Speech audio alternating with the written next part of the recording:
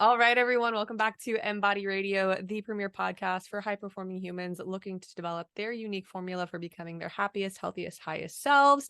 I am so excited about our guest on the show today. We have a fellow badass female on the show. Today, we are talking with Miss Natalie Newhart.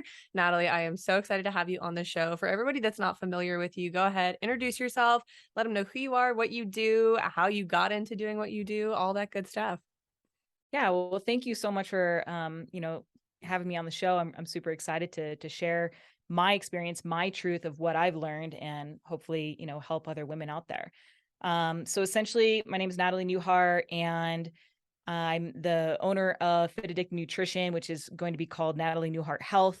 Um, and I essentially help women over 35 create lean and vibrant bodies that are not, these women are not seeing results from traditional diet and exercise. So they're already like eating well, working out, they're not seeing results. And I teach them how to create vitality and like peak vitality and vibrancy in the body without, measuring food, counting calories, tracking steps, spending hours in the gym. So that's essentially what I do. But if I could sum it into like one word, it would be balance. I teach women how to master balance. Because from my own experience, that's been the hardest thing to figure out. And if you don't know how to balance, you will not see results like from your diet and your exercise. And I come from a very high performing athletic background. I was a professional CrossFitter. I competed at the CrossFit Games, and I just competed at a very high level, and that's just the way I trained, right? And so I was all about those YouTube videos. Like I brainwash myself of go hard or go home, and no pain, no gain. Like I was just that, and of course, obviously, like that's how I was brought up too. And so I've had to really retrain the way that I think completely. And I'm still in the process of that, right? And really learning how to feel again and master balance so that my effort actually pays off. Because for the longest time, I was working so hard in the gym, eating perfectly, not looking like the effort that I put into it. But more importantly, I also felt like shit. Mm-hmm. Um, and so it's this balance that I've been trying to master is, how can we feel our best, and when we feel our best, the body naturally will look our best. And so there's just a lot of different techniques that I've used to get there. So Mm-hmm. so yeah, that's basically what I do. Yeah. I love it. I love it. It's so funny. I've been a nutrition coach for over 7 years, closer to 8 at this point, and I've had quite a handful of female CrossFitters come to me, not even like games athletes, but just people that do CrossFit recreationally. And it's funny because I also come from heavily the bodybuilding world. People shit on the bodybuilders all the time, but I'm like, I've seen CrossFitters' food logs. I know that a lot of y'all are not taking care of yourselves and you're doing insane wads every single day. Like I could not tell you every single female CrossFitter that I had come to me was eating 12 to 1400 calories or less, doing all these crazy training sessions and all this stuff. And they wonder why they're not performing well. They wonder why they don't look the way they want to look. They wonder why Yeah. they don't feel the way they want to feel. And it's because, like, Yep. bro, you're digging your body into the ground. So I would love to hear kind of more about your, I would call it origin story into the transition where you are now, going from being a CrossFit athlete, kind of having the brakes pumped on you, and what that showed you and taught you, and how that kind of paved the way to where you are now. Because I think that would really speak to a lot of the people that are Yeah. listening, whether they're CrossFitters or not, that story of like kind of hitting physical rock bottom or your body just being like, bro, we're Yeah. waving the white flag.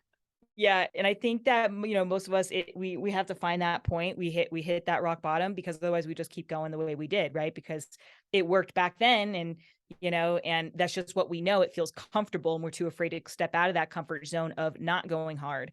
And that's interesting, like, because when you talk about like people coming to you and they're doing all these CrossFit hard workouts, well, to them, chances are they don't see that as hard, right? Like that's just what they're used to. That's their world. And which is very different from bodybuilding. So and you get, when you're in that world, that's your bubble. You just don't know any other ways. You think that, oh, well, this is just how I work out, right? Like this is how everybody works out. And so you don't understand why you feel like shit and why you're not getting results. So essentially, so yeah, and usually because of that, we usually have to hit some type of rock bottom. And so that's essentially what happened to me. So I was training with, for the CrossFit Games for many years, And then there was a point where I stopped training for the CrossFit Games, and I started competing as a bodybuilder. So I did physique bodybuilding, and I applied the CrossFit training regimen, CrossFit Games training regimen. So that was like 5-6 hours a day. Yeah, I mean, it was gnarly, on an 800 calorie bodybuilding diet, because I was like, I'm just gonna like crush this, right? Like I was just like, Oh my they don't know God. what's coming, and I didn't understand, and I was a nutrition coach then. Of course, I thought like, oh well, I'm just strong, I'm tough, I'm an athlete, like nothing's gonna stop me, right? And so my body had to break down, and that's what it did. Within 2 months. So there's a story about this bathing suit that I bought. I bought this super cute bathing suit in January, like years ago, and it fit great. It was super cute. And I went to go 2 months later. I was managing my girlfriend's CrossFit gym, and I was going to go take a recovery dip in the lake. Right. And so I grabbed my bathing suit, and I started to put my bathing suit on. I can't fit a single leg in this brand new bathing suit that I haven't even worn. Can't fit a leg in. I was like, oh my God, I must have grabbed my girlfriend's suit because she's super skinny. And turns out, no, it was my suit. And within the last 2 months, I had gained 20, 25 pounds. And I didn't even know. Like, and I'm 5 feet tall, guys. Like, Oh my I'm barely 5 feet God. tall. I might be 4'11" now. Like, yeah. So it was, and I kind of knew, but I was so like, as a CrossFitter, like, people talk about how athletes, oh, they know their body. Well, to tell you the truth, I didn't know my body at all, because I knew how to beat it up. And that's just became the norm. So I felt like shit all the time, and I felt heavy, and I was holding water, and my pulse felt super hard, and everything felt hard. But I was just like, oh, I'm in the middle of, training season, like competition season. So I was like, oh, I'm just feeling like shit. Um, but turns out I was gaining all that weight, and I like went to the doctor, and I had diabetic insulin levels. So it became diabetic, hypothyroid, adrenal fatigue, stress-induced menopause, just all this stuff really just, how they talk about like when one domino falls, the whole thing does. Like that's Yeah. what happened. How old were you? I was like 28. Stress-induced Yeah. menopause at 28. I'm Yeah. Yeah. 27. That's like if I were to go through oh my God. Yeah. Yeah. And so this is why I started to, so I was like, what the hell? Like, cause I was like, I've been eating perfectly clean. I had a macro coach, like I had a coach for everything. Right. Mhm. And they couldn't really explain it until I went to a female specific, like expert, metabolic expert. And he was like, yeah, you're too stressed. And I was like, so like I got fat from too much stress? And they're like, yeah. I was like, oh my God, I had no idea that you could like, I heard about stress, right? Of course, Mhm. I was like, oh, that's not gonna affect me. Like I'm tough. No, but it rocked my world. And then they were like, oh, well, you got to stress less. I'm like, well, how the fuck do I do that? Like, how do you stress less? Like, that's just life, right? Like Right. I've And now got a you're like, busy now I'm life. gonna stress about being too stressed. And am I Yeah, stressing less enough? exactly. Like, what the fuck? Exactly. Because I was like I was an athlete. I was managing a business, training clients. I was driving an hour to and from the gym. I mean, it was, just the busy lifestyle that you think is quote unquote norm. Um, and anyway, so they were like, oh yeah. So like, well, you got to like take naps, and you got to like go for walks and take days off from the gym, and go on vacation and stuff like that. Like, that's what they told me to do to stress less, and they offered me supplements and stuff like that. And, none of that worked. Like it worked for a little bit of a time, but it didn't actually work because first off, I just took my patterns with me, right? My go, go, go mentality. I brought that to my business. So I was like, all right, well, if I'm not going to train all these hours in the gym, I'm going to get after something else. I'm And so gonna I copy brought it to my paste it business. to another area. Yeah, exactly. And the same freaking thing happened, dude. And like, and even like when I go for a walk, it's like, well, I'm bringing my anxiety, overwhelmed thoughts with me of what I got to do and how fast I got to do it and when it's gonna, like if that constant chatter, if you don't learn how to turn that off, you're just stressing out 24/7, and people don't really realize it because it's become so norm. It's become so constant. So, Mm. anyways, I realized I was like, all right, well, none of these physical things are working for me, because the same thing happened. I gained weight again. I got so tired. I felt like I was drugged in the afternoon. Like I couldn't even open my eyes. Wow. Um, and I was holding so much water in my face, like everything puffed up. I mean, it was just, and so now I'm like super sensitive to it. But I realized that if I had wanted to change and create to look the way I wanted and to feel good, I had to change the way I was thinking and feeling on the inside. I had to change my internal patterns, the way I was driving through life. And that began my journey through first, like understanding how women are different, how sensitive we are, you know, and what's required for like how we need a different approach, a female specific approach. And then, you know, that really entails, you know, it's imperative that women learn how to learn how to relax again, you know, in through their thoughts, the way that they feel, like training their nervous system how to not be so uptight in this constant, you know, go go go sort of tension mode. um that was imperative if I Mhm. wanted to look and feel the way I wanted. So that's when I got into all the kind of I mean, you can it's like psychology, neurology, a little bit of spiritual, you know, and in science. I mean, science is showing all this stuff now too, you know. So Mhm. Oh, I love yeah. how we're in a time where, like, there's starting to be intersections between science and spirituality in certain way like, that brings me a lot of joy because I am very much so split down the middle. I'm like, I'm Yeah. sciencey and I'm spiritual, so I love it. But I would be curious, what was, like, the first turning point for you? Like, the first thing that you started to do that you were like, "Oh, this is clicking," or, like, "I'm noticing a difference?" Let's see. So let me think about like a specific thing. Um, yeah, I mean, like honestly, it was the first thing was realizing that I didn't have to drive the way I was driving. Like I didn't have to think that everything had to be hard work. Like Mm, I could get work done and flow through with ease by training myself to think differently and training myself to feel differently. So that was like the beginning part, right? I was like, because in the beginning I was like, oh, like everything's about, you know, you got to work harder. Like the person who works the hardest wins, you know, or succeeds or looks the best. And so I started to, you know, I had to step out of that comfort zone and relax a bit. And I did that by training my mind and my nervous system in a particular way so that I didn't feel like I was always under this pressure, this constant pressure to perform or get things mm, done, like get the whole list done of, you know, on to-dos. And the more that I started to lean into that, the more my body leaned out and the more energy I had, the more vibrant I felt. And I just continued to continue that work. mhm. So yeah. I love that. One of the words that you said that has been a theme slash a goal point for me is ease. We Mhm. have such a damaged relationship to the other side of the coin of work, which is rest, which is ease, which is flow, which is that surrender aspect. And we do have this idea that, well, if I've worked harder for it, then I deserve it more.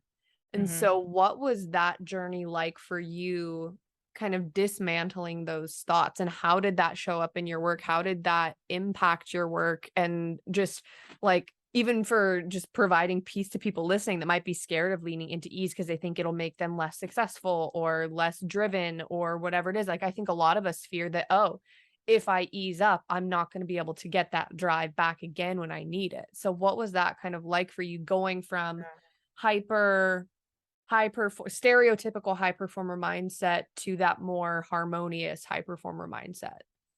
So I mean, first off, I didn't have a choice. Like Mhm. I had to do something because literally the way that I was driving was I was gaining weight and I was miserable.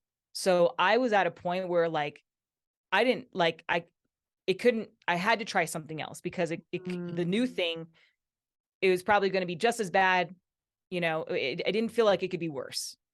Okay? mm, So and on it and then on top of all of that, like the worst part about it all at this point in time was I was obsessed with food mm, because you know, bodybuilding really created some interesting eating behaviors.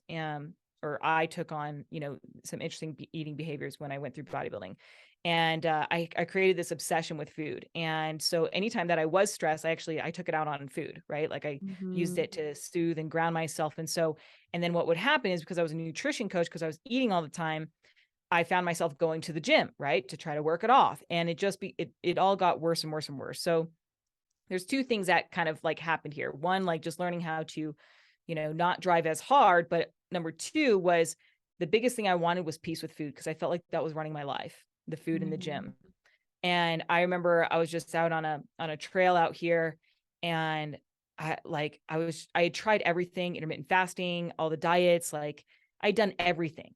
And everything I had done was making me more obsessed with food. It was making, like, just it just ruled my life. And I remember I was just like, I'm freaking done with this. Like, all I want is peace with food and freedom from the gym. I want peace. I don't want to have to go to the gym. I want to be able to take a day off and not be afraid I'm going to get fat, because I can't control myself around food, you Mhm. know?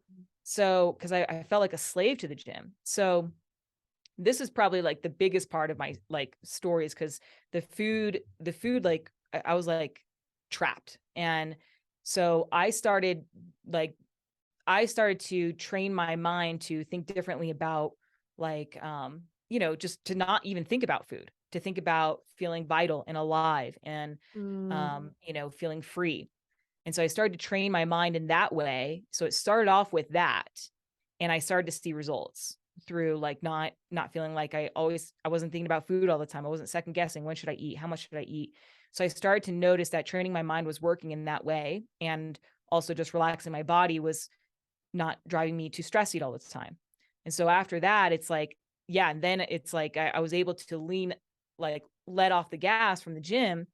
Um, but I'll be honest, like, it's scary as shit when you're making these shifts, right? Like, when you're making these shifts of whether it be like to go from tracking food to not tracking food, or to go from, driving hard all the time to not driving hard, like, and everybody is going to go at their own rate. And it's going to be scary as shit, because you don't know what's going to happen. You don't know if you're going to blow up. You don't, like, that's your safety net, right? Is to just continue to do what you've always done. And so, but that's why there has to be a strong why for you to create that change and take that leap into the unknown, and just trust that something better is on the other side, because you see other women having that reality. So that's, and that's going to be, the thing that just allows you to kind of stay the course and slowly unclench your grip from always having to go hard, and just trust that that you're moving in the right direction, that your body's going to be there, that you can trust it. I mean, this work it's layers, right? And Mhm. And it's not it's for the weak. Like, no, dude, it it's is hard no. to change your behavior. It's hard to change your behavior. It's hard to change the Yeah. way you think about how you think. Because what you're doing is you're taking everything that you've known, if it's like a basket up till this point, and you're dumping it out. And Yeah. you're like, let me look at all of this in front of me on the floor. Let me decide what I'm going to put back in the basket and keep with me, and what I'm like, I actually can't take this with me. And that's Yeah. hard because you loved it at one point. It Yeah. got you somewhere at one point, and it's what made you who you are right now. And I said this in a podcast a couple podcasts ago, but our familiar pain will always be more comforting and familiar than unfamiliar progress. And like you said, it's an unknown. You don't know what Yeah. you're getting into, and that's terrifying. And you got to put in enough time to see what's going to happen, what's going to manifest from it. Mhm. So, What was your but timeline like? luckily, Just for like dude, listeners so they have an idea. Because people has think it it's 8 weeks it and it's hasn't not. ended. It hasn't ended. No, but the thing is, yeah, I'm like in the thick of it right now, just so you know. Like, I yeah, love that though. Because there's some also crazy too, shit most going on. people are leading from like reflection. They're like, yeah, this is where I was. It's really powerful to talk to somebody that's like, no, this is where I am right now. Yeah. Yeah, I mean, it's been a journey, and right now, like, I'm on the journey towards self-mastery. Like, I Mm. don't want just I want mastery. Like, I wanna master my energy, my body, like, everything. But I'll tell you though, like, in my program, what's really nice, I think, is that within the first week, my girls see a drop in weight, very, very quickly. Okay. Mhm. So, definitely within the first week, first 2 weeks, from relaxing, letting Yeah, go. that inflammation drop. It's Yeah. crazy. Yeah. I know, it's awesome. So right off the bat, like, it literally takes, a week for you to start to notice that, this is the direction that your body wants to go. And I think that's helpful to see right in the beginning, and just yeah, so it really doesn't take long as far as like the physical shift, but mentally, like my program is 6 months, and we spend 12 weeks retraining the mind to think differently, and 12 weeks training the nervous system to feel differently, like to get you in touch with your feelings. So it depends on what your goal is, Mm-hmm. right? Like it depends on what your goal is. If you're just after like some physical changes, like it doesn't take long for you, but I mean, obviously like the mental changes have to come with that.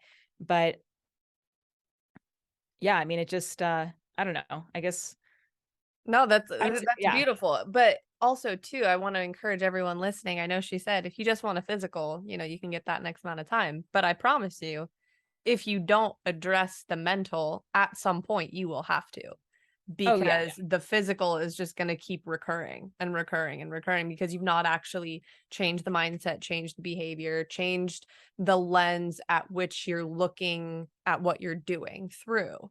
Yeah. So I would be curious, without like obviously giving away like the secrets of your program or whatever, when you're talking about retraining the mind, especially when you were first doing this yourself, what kind of tools were you using? Was it meditation? Was it breath work? Was it journaling? Like what were you doing to help with that repatterning of your thoughts? Yeah, so it's 12 weeks long, and we spend about the first 4 to 5 weeks of just being aware of what our thoughts are, like what is going through that crazy mind, right? And realizing and starting to see like where those things come from and what are they creating, right? We really start to dissect. We create this new relationship with the mind, instead of it's like I'm thinking, it's the mind is thinking, so we can start to like get to work on it. Like we just like we're Mhm. looking underneath the hood and seeing what's under there and what it's driving and what it's causing. And we start to take inventory of like, what do we want to keep, like you said, and what do we want to get rid of. So we spend about 4 or 5 weeks on that. And then we spend the rest of the time like shifting thoughts, like retraining and thinking, like driving the mind to think differently. And the same goes with the nervous system on how to feel. So, but we do all of that mainly through like what you could call meditation, but it's not really meditation because we're not just being still, right? We're not like it's becoming aware, and then directing the mind to think a certain way, training it to think a certain way. So I call it inner training, essentially, Mhm. Mhm. mindset training. And we create the thoughts that are going to create the results that you want, the physical results, the quality of life. So if you want more peace, we got to learn how to think like that. We got to learn how to feel like that. Like those people who know peace in their life, or who are really love working out and take care of the body and eat healthy, like they think and feel a certain way. The roadmap is there. We just got to learn. We just got to train it, right? So Mhm. that's what we do. So we spend a week on a new tool. There's a new tool that we implement each week, and to just reprogram everything. Yeah. Mhm. And dig a little deeper. I love that. What would you say are some of the most common thought patterns you see in clients that present as this archetype that you work with? Yeah. Um, Probably like I have so much to do, not enough time. I have to do it all, right? The whole to-do list. So getting anxious, worked up about the to-do list. Um, and um that's the biggest one. That is definitely Mhm. the biggest one. And then the next would probably be like, I'm not doing enough. That's another big one. That's Ironic, right? And they typically Yeah, are like they're concurrent. It's like I have so much to do and not enough time and I'm not doing enough. yeah, yeah. Especially with like the gym, but yeah. And yeah, you know what? Those two are great. Those are, especially because like with all the diets that most of my girls have been through, it's like they're so used to feeling like they have to do it all, and they have to track food, and they have to count their steps. And I mean, oh my God, and so it's like, God forbid they don't get their workout in, or they don't count their steps, or they don't, follow the plan. They they think that they're not doing enough, and so like Mhm.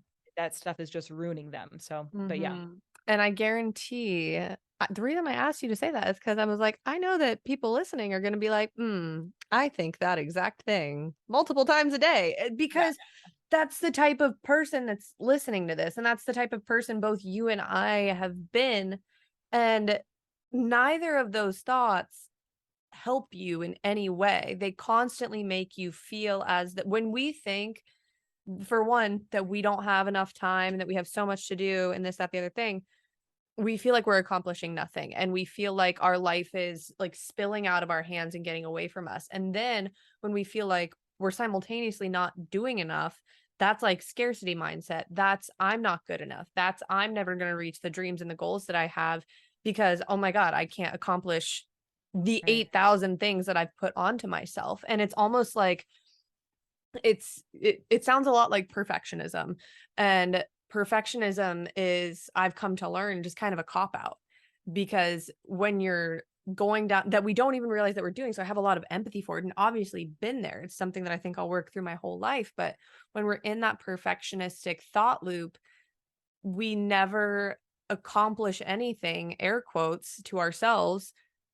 because there's no standard that we could ever meet. Mhm. And so it's Mhm. like it's just this completely destructive path to go down, and once you become aware of it, which I think, that's what a lot of mindset training, one of the best things is creating awareness. When you become aware of these thoughts and then you start picking them apart and examining them, it's like, "Where is this helping me? Oh, it's not. Okay, what do I Yeah. do with this information?" And so I would be curious then, like, what's next? Somebody develops an awareness of, "Yo, I'm kind of an asshole to myself. What's next?" Yeah. Yeah. I was gonna say something. I can't remember. Shoot, what I was gonna say. Oh yeah, and I was just gonna say like it's an addiction too, Yeah. right? It's That's the thing is that in because it's never gonna be enough. It's Mhm. never gonna be enough. So it's like we're just constantly chasing, chasing, chasing, and it's exhausting. It is so exhausting Mhm. Mhm. because you could literally do like you could I don't know, like for me, like I could have the best workout or used to have the best workout, and it was like, oh, but I didn't do this. I didn't go hard enough. Oh, I didn't use this weight or whatever. Or like, Mhm. it's Mhm. just like, yeah. And that's just the way the mind is. But so what's next is okay, so yeah, like we see these thoughts. Okay, I see that where they're taking me, I see that they're not creating what I want. Um, the next is to learn how to shift, like and just calm still your mind, essentially. Get Mm. um realize that you are not the thought, right? And just be aware that that's just a pattern. That's just the mind thinking. You've trained it to think that way. You've conditioned it to think that way, whether you're aware of it or not, right? Through just that repetition. So it's just like, it's just that there it is. There's that anxiety. Like, look at her Mhm. go. Look at that Mhm. overwhelm. Like you just allow that shit to just roll on by, like clouds in the sky. And you access your true space, right? Your true self, your stillness, the peace within, which create, that's a whole nother training in itself. After the awareness, you got to learn how to access, how to still the mind, right? And Mhm. and not be attached to that. So that would be the next phase of just stilling the mind, realizing who you really are.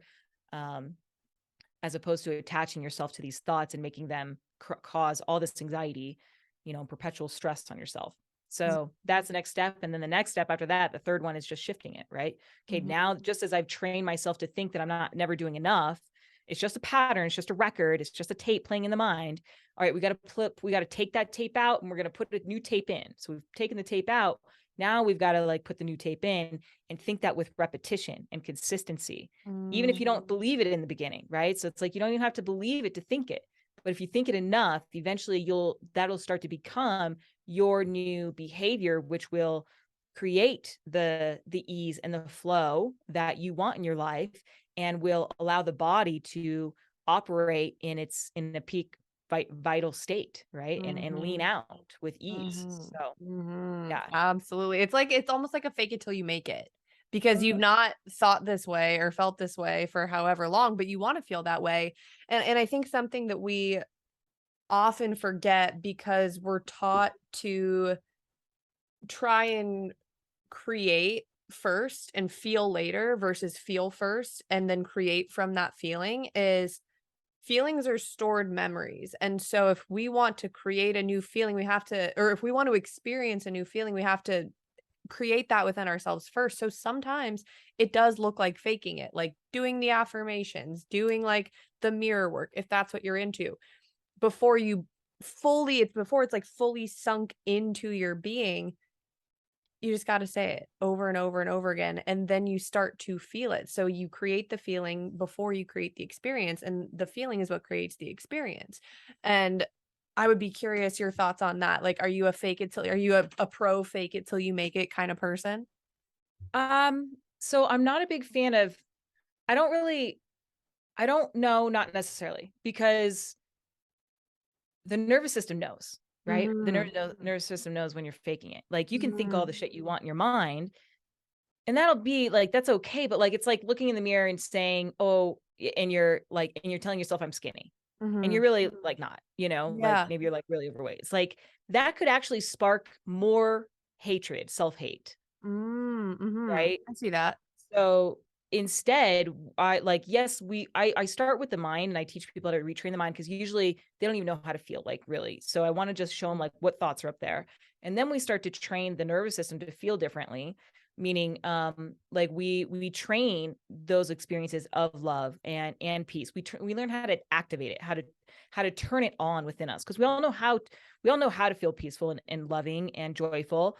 It's just less, it's seldom, right? It's not Mhm. as frequent as the anxiety and the overwhelm, because we've trained anxiety and overwhelm so much with repetition. So we just got to learn how to train love, peace, joy with repetition through how we focus, or imagination, our vision, like feeling it. And the Mhm. more that you feel that, the stronger it gets, the more it becomes your default state, your automatic state, as opposed to automatically going to anxiety. Because I can Mhm. tell you, like, when I first started this work, I would wake up with anxiety, and I would Mhm. have nothing to even do in the day. I'd be all anxious and overwhelmed. It's just like so weird. So it's like, that's why these emotions, it's just tapes. And so we've got to learn how to play that new tape. But I believe that you really do have to train yourself to feel differently, allow yourself to feel that way. And then through that, the thoughts will come and really feel, more meaningful. Mhm. So, like, yes, I start them by retraining the mind to think a certain way, but it really doesn't all come to full circle until we actually get the nervous system to genuinely feel that way as well. Mhm. Absolutely. And that's kind of where I wanted to transition next, was talking about the nervous system, because you even said it in your first intro. You said I had to relearn how to feel. And that Mhm. really struck a chord with me, because so many of us are out of touch with how we feel. Like, you're even a great example of the whole like swimsuit story. You're like, I know I felt kind of shitty, but I didn't acknowledge it. Like, I didn't know the full breadth of that feeling. I didn't know the full depth of that experience.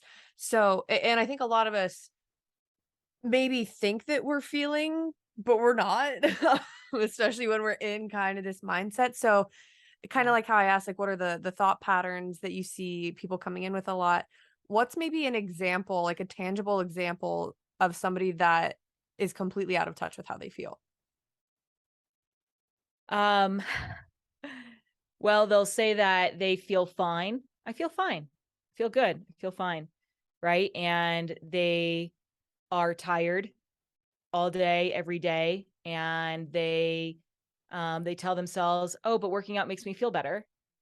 So they'll drag themselves to the gym to feel, because they think that, oh, it's my happy place and I feel better after I work out. Um, and they are, yeah, like that's usually kind of like, and they're usually there's usually physical signs and symptoms, right? They have low energy. They're typically not in touch with their hunger. They don't know when they're hungry Mm, and when to stop eating, when to eat and when to not eat. They don't know how much to eat, what to eat. They're constantly looking for answers for people to tell them when to eat and what to eat. Um, they they they probably get, frequent gas or bloating. They hold water. They probably look puffy. Um, they've got hypothyroid sensitivity, food sensitivities. They're tired, but the thing is, a lot of times they don't even realize how tired they are. mhm. But Well, they probably a lot of these crash. people are like slamming caffeine back every 10 Yep, minutes. So yep, we kind of yep, mask it a little caffeine. bit. Mhm. Yeah, and yeah, they typically are afraid to rest. Mhm. Oh, when I have a client come to me and they're like, "Yeah, I just can't sit still." I'm like, "That's a problem. that's your nervous system telling us right away that we're pretty activated all the time. Like the inability to just like sit still and be okay with it. And like I've experienced that. So I know from lived experience, but Right. this constant, whether it's low level or high level feeling of, I got to go do something. Like I need to be doing something. I got to, Yeah. this, that, the other. It's just this hyper vigilance that, Yeah. similar to how we think, is conditioned to be just how we're supposed to exist versus, and it's almost something that you don't have an awareness of until you have an awareness of the opposite feeling. Like Mhm. when you're able to walk around and just like just be at the grocery store, like, oh, what a nice day, like, and not be completely elsewhere. Hurry. Yeah. Or Mhm. yeah. Mhm. Mhm. 100%. Yeah. So, Because yeah, because we were that's where, we're living, most of us, or I mean, most people are living in those constant low grade states of anxiety and overwhelm. It's mhm. not the level, like, on a scale of 1 to 10, it's not that we're in the 8, 9, tens all the time. It's that we're in the levels of like 1 to 4. Mhm. And Oh that yeah, has that become the subtlety is norm. dangerous. Oh yeah, because it's constant. Mhm. That's where you live, and that is, your cells are taking a beating through that frequency, that Mhm. low frequency of anxiety, overwhelm, stuff like that. Mhm. Mhm. Yeah. Mhm. So when it comes to kind of entry level nervous system healing, where can people begin? Because I think this, and this is one too that I'm really glad we're talking about this, because in the, not even so much the physical health space, but in like the spiritual personal development space, I like follow a lot of that stuff. There's so much talk about the nervous system, and I think people get very overwhelmed. So where can people begin? Like what's ground level when it comes Yeah. to supporting and healing the nervous system? So the way that I start my girls off with is very simple. Like, I just start them with walking. Mhm. I love a So, good walk. It's my yeah. favorite part of my day. But you only love a good walk if you're present on that walk, like, Mhm. typically, so it has to be a mindful walk. Mhm. So I'm like, it's like, hey, we're not going to count steps. We're not going to count time. We're not going to count distance. Like, I want it to be mindful. I want you to be in the experience. Like, like imagine just, like a leaf falling on your shoulder, and just like, you just being with nature, and Mhm. hearing the birds and feeling your steps hit the ground and everything. A Right. much So, more sensual experience. Yeah, and I want you to walk so damn slow. I want you to walk Mhm. so slow and plan twice as much time, right? Like, that's, I mean, whatever, like, just, I don't want you thinking about what you need to do, or what you need to do later, what you did earlier. Like, that's going to completely defeat the purpose. So I start them with that. Um, but then we get into more higher level stuff of feeling, and just getting, I mean, yeah, just different practices to learning how to feel, um, what feeling feels like, because most people have no idea. And, yeah, and then we allow that to guide and direct our actions, to guide how hard we train that day, being aware, how does the body feel? And I've Mhm. got this green, yellow, red system, just to give people, at least the first part of my program is structured with green, yellow, red. And then the second part is like about breaking structure. Like, there's no structure, right? But Mhm. you assess the body, you really learn on a finite level, like, how to feel your bones, how to feel your muscles, how to feel your fascia, like, the life force in you. We get down to a real fine level so that you can really understand and feel your body, and know what is the best move to create peak vibrancy and vitality in the body. Am I really hungry? Is the body really hungry? Does it need a walk? Does it need fresh air? Does it need a nap? Does it need to sleep in? Does it need to just connect with a family? Like, if you learn how to feel good enough, you'll know exactly what to do to create the body and the feeling that you want, the life you want. Mhm. Mhm. Oh, I love so much. I love all of this. I love all of this so much because it's teaching us to come back to our internal guidance system, which Yeah. many of us are really disconnected from. But I think, especially as women, we have the ability to be even more tapped into it. Like, Yeah. I believe that, like, there's tales upon tales upon tales about women's intuition for a reason. Like, when we can really tap into that, it's like you unlock a whole 'nother level of life Yeah. because it's like you were talking about at the beginning, you become a master of yourself, and it no longer matters what someone else needs for them or what this program is telling you to do, you know. You're like, Mhm. "No, I don't think that's for me. I think this is actually for me." Yeah. And that's a gift. It is a gift. No more do you have to worry, "Am I doing it right? What should I do?" Doesn't matter. Mhm. What because the answers are will come from within, and this will sound like mumbo jumbo to anybody who's a rule follower, right? If you've been following diet rules, that's a head game. Like, you're in the mind, right? And so you're constantly at looking for guidance from outside sources on how to train, how to eat, what to do, and instead the training is learning how to feel and listen. Yeah, allowing that to guide you and breaking free from all the rules and the structure that we've been attached to. Mhm. And when you do that, when you start to do what feels right, what feels good, you start to um you start to give yourself exactly what your body needs. And so it's not under this tension. And that's the biggest thing for women when it comes to like weight loss and stuff, is that they're not losing weight because there's tension there, there's pressure there.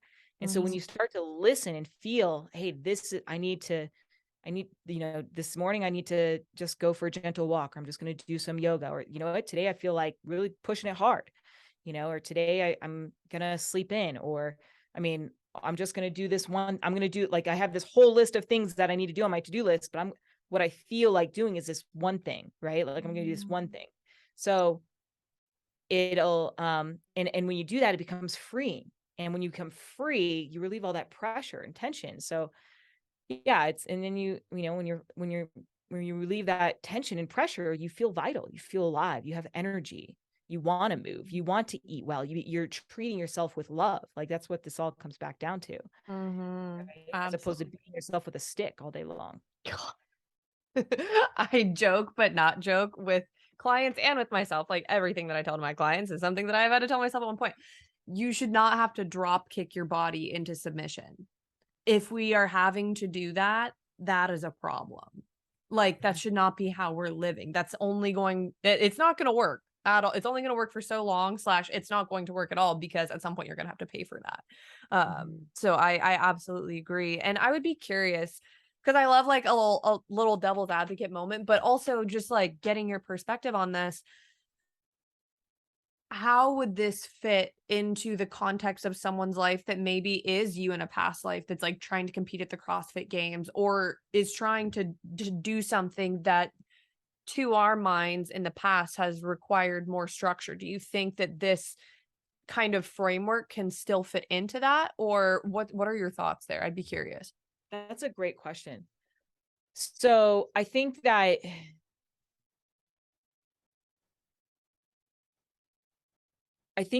to a point, right? Mhm, You need structure to achieve something, like a mhm, bit. Like, it depends on what your goals are. Like, I mean, if it's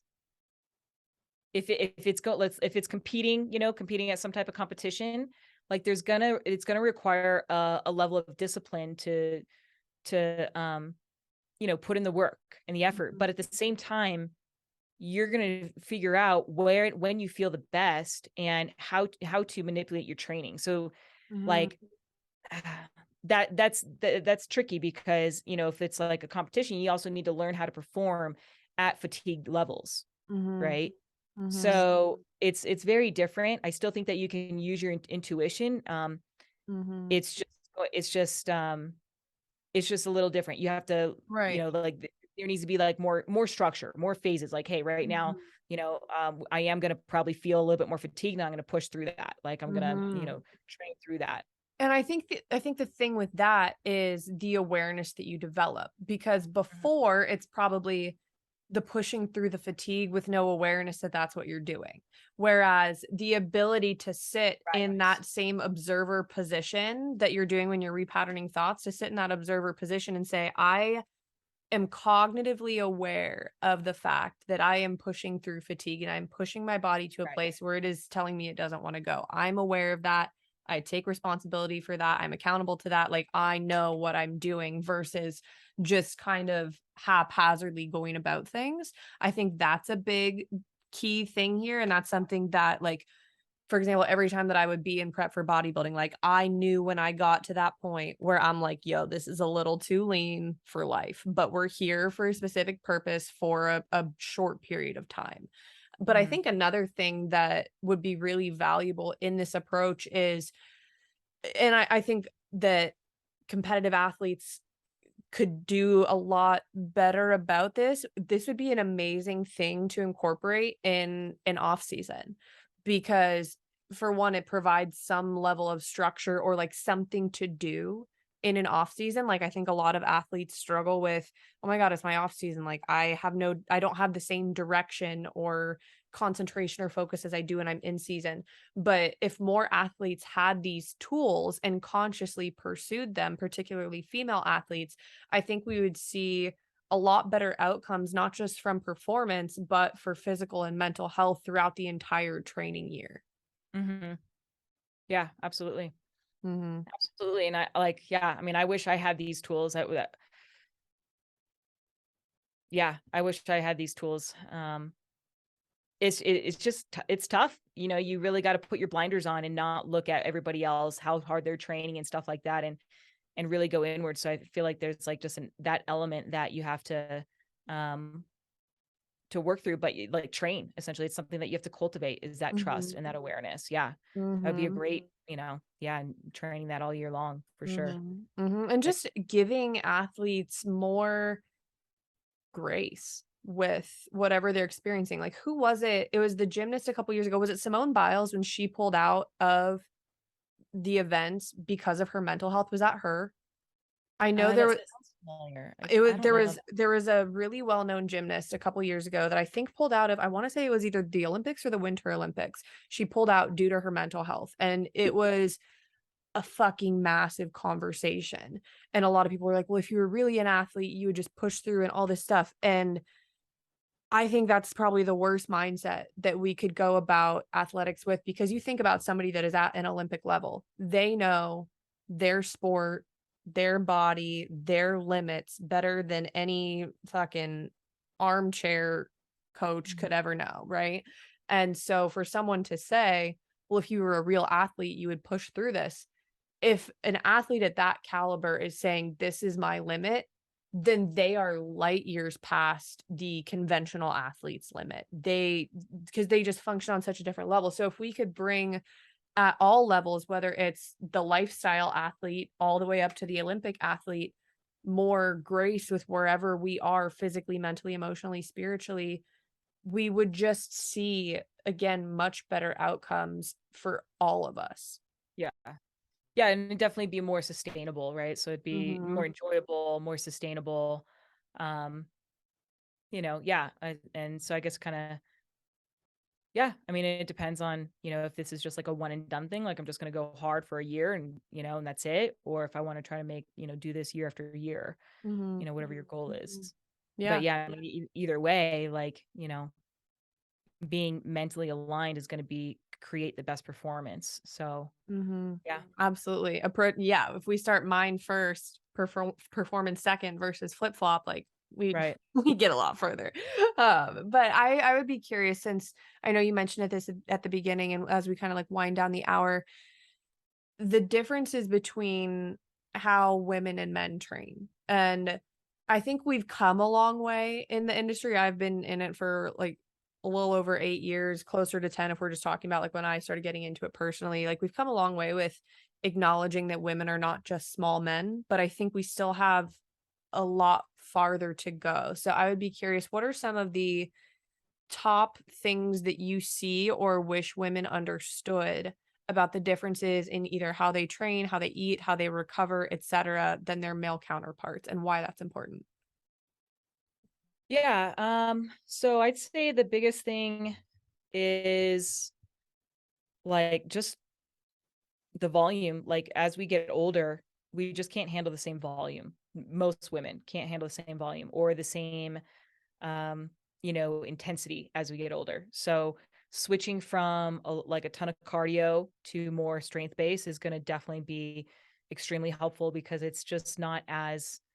um it's just not as grinding on the nervous system. It's not as stressful on the nervous system.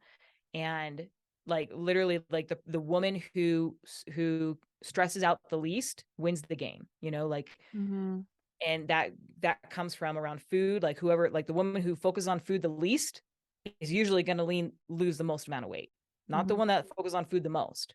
Mhm. And the woman who can really listen to her body the most is going to lose the most amount of weight, as opposed to guys. Like they're so like simple, man. Like they're just so simple. Like it's just ridiculous, and so they can just continue to do what they've done, and they'll get results. So you really cannot, like, yet, like, I just don't think you can, especially as you get older. Like I think over 35, you just can't use the traditional way of doing things. The things that used to work for you won't work for you now. And so Mhm. taking that cardio, switching it to weights, and doing way more movement, light movement, general movement, walking, or, you know, just flowing, like just something that relaxes you, tai chi, meditation, stuff like that. But like that is going to pay off way more than um trying to, do an hour of running, like sitting down and doing an hour of meditation or an hour of walking is going to be more beneficial than typically like on a 1 hour run. And like this, what I mean by that is like on a daily consistent basis, so it's Mhm. like, this is why we have the green, yellow, red structure. It's like we listen to when we want to, when we want to go hard, as opposed to forcing ourselves to go hard, Mhm. and having that flexibility, that to choose based on how I feel, and letting the feelings guide you. Mhm. So I would say like that's the biggest thing, is just switching from honestly switching from a plan to a more intuitive approach. And that Mhm. needs to be learned. Like I Mhm. think that's the biggest shift, because I'm not saying like you can't work out anymore. It's just like the body needs to be the one that's guiding you on Mhm. how hard. And also like, you should be in tune with what when you're hungry, and what foods to eat. Maybe right now what I want to feel is like light and like free. And so maybe I'll focus on just, I'm going to have some watermelon or some Mhm. berries or some veggies. Or, maybe I'm like, I had a hard workout, and so, or I'm feeling really anxious, and I really need to ground myself. I need something of denser energy, a denser frequency. And so I'll choose some chicken, Mhm. or I'll choose like a sweet potato, something thicker, Mhm. so really learning how to feel. And that will, and not only that, if you learn how to feel, then it's like you're satisfying those cravings too, because your body will Mhm. tell you, like, it's okay to have a cookie, but like, is that what the body's really craving, in that moment? Or is this just like an emotional thing, you know? Mhm.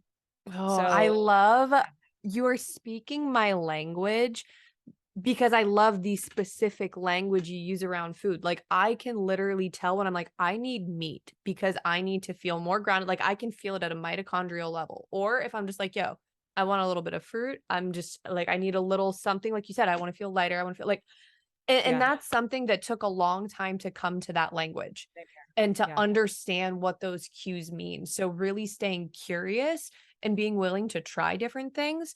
And also I think something to kind of double click on and zoom in on and emphasize within a more intuitive approach. It's because say for example, you are that person, you love to run, you love endurance. Like I think cardio is great for us. You also have to be able to say, if I am going to do this, I need to listen to my body and what it's asking for my recovery. If you're going to go on an hour long run, guess what? You're probably going to need a decent bit of nutrients after that. And your body's going to ask for that versus I think like, runner culture from like the early 2000s, like into the 2010s. It's like, oh, I went on an hour long run and then I didn't eat for 4 hours after that. Like that doesn't fly. Your body's not asking you for that. Your body's going to be like, hey, we just did some work. Like I need a little bit to go back it. And so when we're talking about leaning into your intuition, it's dropping the ego from your intuition that says, "Oh, if I'm running because I want to be skinny." No, it's I'm running because I want to run and I'm going to take care of myself yeah, afterwards. it's a self-love for sure. And as soon as you try to bring it to that point of I'm running to be skinny because I want to lose weight, then because it's all energy, right? So Mhm, there's that going to be negative an energy energy of like, deficit. Mhm. Yeah, and that's gonna come through somehow, like, and it's usually, like, you're either gonna, feel exhausted and you can't, like, do something the next day, or you're gonna be eating the next day, like Mhm. binging or something like that. Mhm. So, there is no running away from it, even though we think that we're getting away with it, right? Like, "Oh, I feel great," and, like, we're resisting, "I don't need to eat," and if you don't listen, it's gonna come back and bite you. That Mhm. I've Yeah. learned that so many freaking times, and so if you're, that's why we have the green, yellow, red structure, which is like green days, you eat more, train more, right? This is kind of Mhm. like where we start in the beginning, and then we go into Mhm. mastery stuff. And then yellow days are eat some, train some. Like, so Mhm. you just kind of have an idea, like, this is likely what my body's going to need. And then Right. red days are rest days where eat less, train less. So, we probably won't be eating that much because you're not, you know, um, you're not using up that energy. Right. You won't need to. So, Right. yeah, Right. and then it's just yeah, and then, yeah, it just continues to go on as far as, Mhm. mastering yourself around food and knowing how, when is the body actually hungry, like, all this stuff just takes time, like, you have to wanna put in the time, you have to wanna be able to master yourself if, if you wanna break free from the cyclical patterns that are keeping you stuck. Mhm. Yeah, asking yourself where you're not only creating a deficit, but where you're creating a debt, because a debt you're gonna have to pay back, and I think Yeah, that's something that we don't think of often, and with what you're saying too, like, you have to want that mastery. I think something as well is you have to want to be in the process, not just in the outcome. Because as we know from a psychological perspective, process based goals are better than outcome based goals. And the person that can truly be excited about and curious about and like right. really in the process versus just, well, when am I going to get there? Like the are we there yet syndrome Yes. versus like, oh, I really love this drive. It's like nice and scenic. And oh my God, look over there. There's like a little critter or whatever. Right. Like the person that can really invest and be present in that process Yeah. versus the just there for the outcome. I don't think it'd even work because you're Yeah. always so focused on getting there, and it takes you out of the present moment, which this whole work is about being present and feeling the present. And, and I was just going to say, as far as the debt thing or the deficit, that goes to not just like, working out too much. That means also how much are you putting out into your work or helping others, helping your, doing things for others, your kids, all that. If you're Mhm. just constantly putting out, and you're wondering why, like, I don't feel good, or I'm eating all the time, or my body's not looking the way I want it to, well, it's because there's an imbalance there. And so Mhm. we got to find that balance. Mhm. Yeah. I love it. Wow. This has been so beautiful. I love that there are conversations like this happening Yeah. because it gives a fresh perspective to because it's not saying I don't agree with the narrative of like don't do anything ever again. Instead, it's teaching how to do the things and understand the entire picture of what it is that you're trying to do. So I think that's really unique and really, really special and really empowering because I don't think anybody wants to just completely stop doing things that they love doing forever. So we got to learn how to work with it. So I absolutely love that. And I love what you're doing. And one question that I have been asking all of our guests due to the name of the show is what is something that you yourself are working on embodying right now in your life? So much right now. I mean, not so like not like a bunch of different things. I'm working on what I said earlier is just this level of mastery, which Mhm. means a level of balance. Like, I want to learn, understand how to master, work and rest. I want to master being fit but also free. Like, learning, okay, now it's time to push, and, like, moving the body from a place of love, and like, so, like, high frequency foods, like, everything coming from a place of how can I vibrate at my highest? How can I, which requires me to just love myself, to nourish myself with good foods, to learn to rest, even though my mind's saying you should go work out, and my body's like, no, like, that's what I'm working on. And so Mm. it takes a lot, right? I mean, you gotta, and actually right now I'm going through like the winter season of just going inward, spending a lot of time staying still. I'm, not taking on clients right now, or many clients, until January, and just, not being in the gym. Like, I'm just really learning how to listen and feel on a real intimate level. And then starting, come January, gonna hit it hard, I mean, not hit it hard, but like come back out, right, with a Right. new perspective. And yeah, just balance, learning how to, it's crazy, man. It's a crazy I love journey. it. I love Yeah. it. I love the seasonality too. Like I definitely have noticed that the more that I've like grown in my relationship with myself, I'm like, I really do follow a seasonal pattern. And I think that's Mhm. beautiful. It's so like once you lean into it, you're like, oh, Yeah. this is great. It's Yeah. challenging, but it's great. We love it. So I love that you're leaning into that too. That's really awesome. Yeah. Yeah. Thanks. Oh, well, this has been amazing, Natalie. I really enjoyed this conversation. This is your opportunity. Plug away. If people want to find you, consume more of your content, work with you in the new year, since you're not taking on anybody right now, but this will actually come out. But by the time we're in the new year, where can they find you? Plug away. Yeah, so I'll keep it simple. Like the biggest place is just Instagram. So Natalie.Newhart is my Instagram handle, and I post everything there. But from, and then if you want to go to my website, natalienewhart.health, I've got a free, some free stuff on there. I offer free sort of vibrate higher classes on Sundays.